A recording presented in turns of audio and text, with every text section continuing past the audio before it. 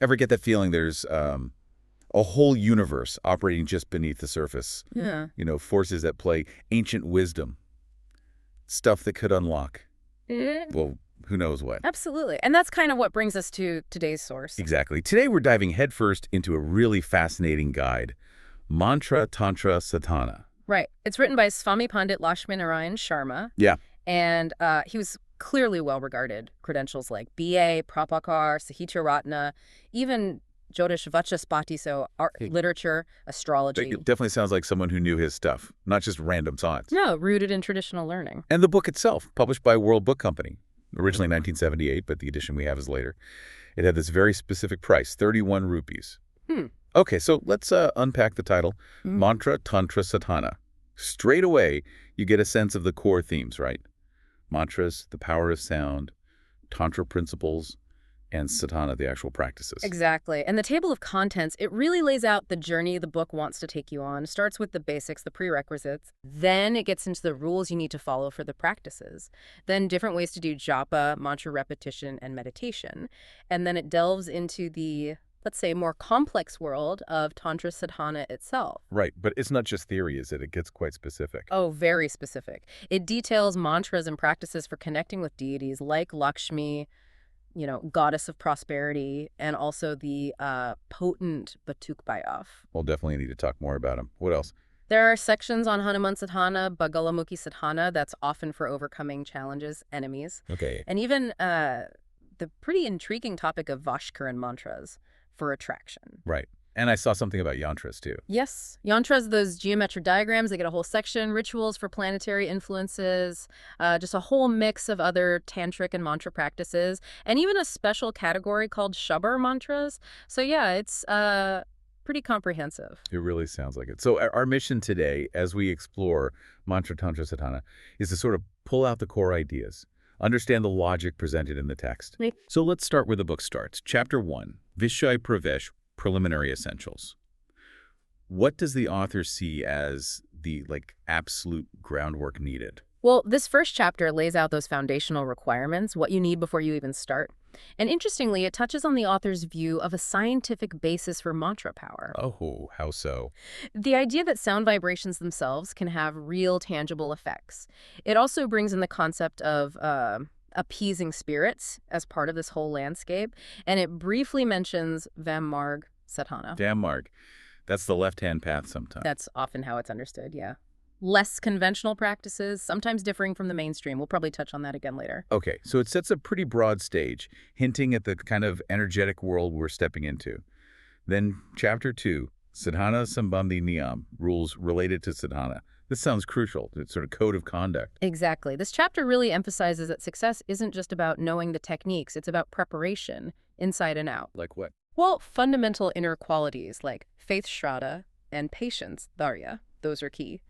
But then it stresses purity on, multiple levels. Purity? Yeah. Purity of mind, manshuddhi, purity of body, shurashuddhi, and even purity of wealth, dravya shuddhi. Purity of wealth? Yeah. Meaning? It suggests that the resources you use for your practice, like offerings or materials, should be ethically sourced, not gained through bad means. Ah, got it. That makes sense. And finally, purity of action, kriya shuddhi. Basically, doing the practices correctly and with the right intention. That's quite holistic. Your inner state, your outer actions, even your resources. Yeah. All connected to how well the practice works. Right. What else falls under these rules? There are several other practical things. Asan, having the correct posture for sitting. Upmukhstan, finding a suitable, often quiet or secluded place. Yeah. Pranayam, breath control exercises. Having an Ishtavata, a chosen deity you focus on. There's mention of Kulakul chakra related to subtle energy centers. Understanding tattva, the elemental principle involved. The specific mantra itself, obviously. And any useful items needed for the sadhana. It's really a full checklist for your inner and outer setup. Definitely sounds like detailed preparation. Okay, so after the rules, Chapter 3 gets practical. Japtain Adi Ki Vidhyan, methods of japa and meditation. Japa, repeating the mantra, seems central. What does it say about how to do that? This chapter goes into different ways to do japa effectively, guidance on focus, on intention. It also talks about Tien meditation as being sort of integral to deepening the connection with the mantra's energy. And interestingly, it mentions specific types of mala rosary beads for counting the repetitions, like Rudraksh beads or Tulsi wood beads. Each is thought to have its own subtle properties. And purification, as I mentioned before, start. Yes, Shuddhi, purification. It's presented as a necessary first step. Can be physical cleansing, but also mental preparation, getting into a focused, receptive state. Right, preparing the vessel, you could say. Okay, chapter 4 takes us into Tantra Sadhana. Now, this term, Tantra, it often carries a lot of mystery, maybe even a misunderstanding. What aspects does this chapter actually cover? Yeah, this is where it gets really fascinating. It delves into some key tantric concepts. Kundalini Shakti, for instance. Serpent power. Often described that way, yeah. A powerful, latent spiritual energy, usually said to be at the base of the spine. The chapter talks about awakening this energy through yogic practices, Gudat Yoga Satana. Okay. It also mentions the mystery of the subtle body, poetically put as Chir Haran Lila Karasha. It revisits Vamarg Sadhana again. The left-hand path. Right, and introduces a Korpenth Sadhana, a path known for its pretty unconventional methods, sometimes associated with cremation grounds, which is Shmashan Sadhana. Oh, okay. And finally, it mentions Bharati Chakra and Shadashi Puja, which are specific, complex tantric rituals and forms of worship. These represent the deeper, maybe more transformative side of Tantra. Definitely sounds like deeper territory. Okay, chapters 5 and 6, then zoom in on specific deities. Shri Mahalakshmi Mantra Siddhi and Batuk Bhairav Sadhana. Lakshmi, everyone knows her for prosperity. What does the book say about connecting with her through mantras? These chapters give specific mantras and the methods for practicing them. The aim is invoking Mahalakshmi's blessings and achieving siddhi, which means spiritual attainment or specific results. Specific powers through her different forms, too, like Mahakali and Mahasaraswati. Different faces of the divine feminine power. Okay, and Batuk Bhairav, that name sounds intense. What's his deal? Chapter 6 gives the whole method for Batuk Bhairav Sadhana and Mantra Siddhi. And it's interesting, later in the book, Batuk Bhairav is described as having a tamasic nature. Tamasic. Isn't that usually seen as, like, dark or inert? It can be, but in contexts like this, tamasic often relates more to the power to overcome, to destroy obstacles or negative forces. So the energy might feel intense, sure, but the purpose is often clearing the path, removing problems. Oh, okay. That's a really important distinction. Good.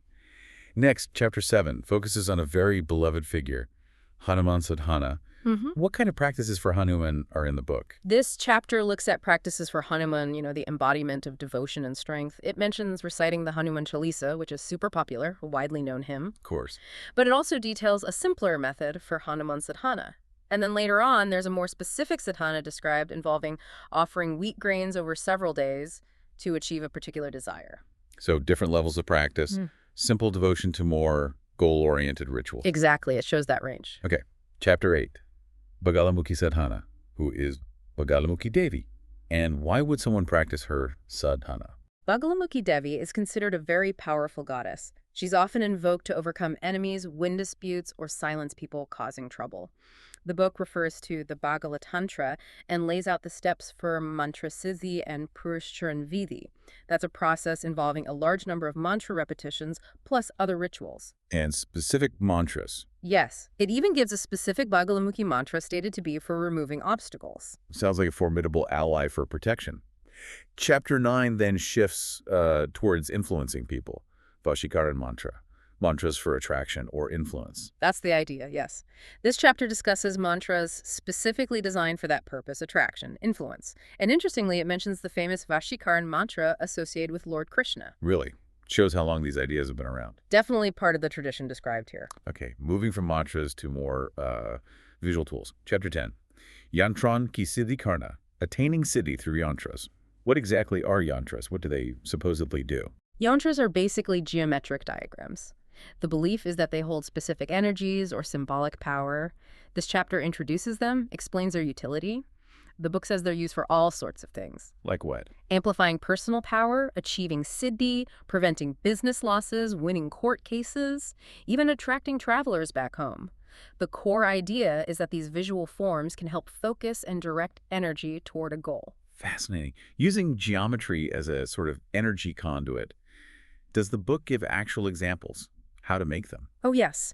Later on, it details several specific yantras with very precise instructions, how to make them, what to use. Okay. There's the Vijaya Prada yantra for winning legal battles, or Bas Thamfun yantra, meant to prevent miscarriage, Santan Prada yantra for having children, Pravasi Akarshan yantra to bring back someone who's away, Right. and the Sri Mahalakshmi yantra for prosperity. And it tells you how. Yeah, it specifies materials like puchpatra, that's birch bark red sandalwood paste to draw with, and the specific mantras to chant while making and using them. Very prescriptive. It's very detailed. Okay, chapter 11 moves to broader cosmic stuff. Gra Shanti Kile Anushtan. Rituals for planetary peace, mitigating bad planetary vibes. That's the idea. Rituals and remedies to pacify what are seen as malefic planetary influences. It mentions specific practices for the sun and moon, things like offerings, specific mantras. The belief is you can sort of harmonize your energy with the planets, lessen negative astrological impacts. Working with the cosmic flow, then. Chapter 12 seems like a bit of a catch-all.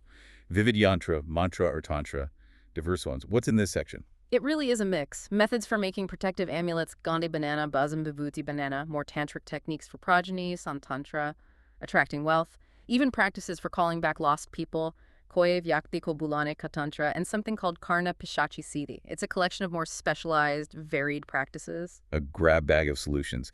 Then chapter 13, Tona Topke. That sounds like folk magic. Simple remedies. Pretty much. It briefly covers more folk-based remedies and practices, things for the evil eye, headaches, other minor ailments, often using simple ingredients, traditional methods, maybe less formal than the big satanas. Everyday magic, almost. Yeah. Okay, last main chapter mentioned, 14. Shabar Mantra Sadhana. You said these were unique. How so? Yeah, Shabar mantras are presented as distinct. The text highlights their use for protection from spirits, curing illnesses, influencing situations.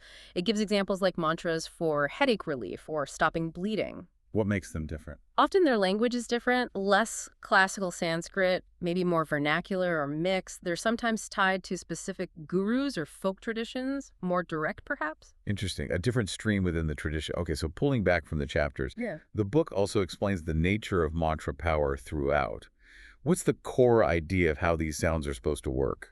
Well, the book suggests that repeating a mantra, the japa, generates a kind of energy or heat, a vibration, and it proposes that you can realize the mantra's power through dedicated practice, even if you don't fully understand every word's meaning. So persistence is key. Very much so. And the goal is often siddhi, attaining the desired result or power.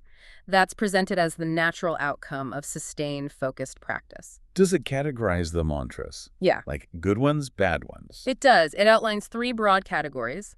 Sattvic mantras for purity, harmony, liberation.